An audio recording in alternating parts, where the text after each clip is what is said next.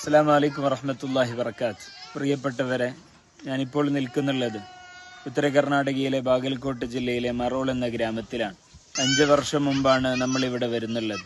130-ലധികം കുടുംബങ്ങൾ താമസിക്കുന്ന ഈ നാട്ടിൽ പ്രാഥമികമായ പഠനങ്ങൾക്ക് വേണ്ടിയിട്ടുള്ള സൗകര്യങ്ങളോ ഒന്നുമില്ലാതെ ഇരിക്കുന്ന ഒരവസ്ഥയിലാണ് നമ്മൾ ഈ നാടിനെ പരിചയപ്പെടുന്നുള്ളത്.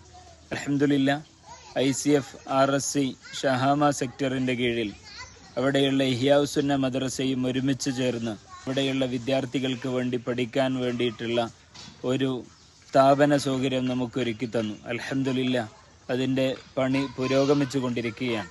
ഇൻഷാ അല്ലാഹ് ഈ റമദാനോട് കൂടി ഇവിടെയുള്ള വിദ്യാർത്ഥികൾക്കുള്ള പഠന സൗകര്യങ്ങൾ ഇൻഷാ അല്ലാഹ് ഈ ബിൽഡിങ്ങിൽ ഒരുക്കാനാണ് നമ്മൾ ആഗ്രഹിക്കുന്നുള്ളത്.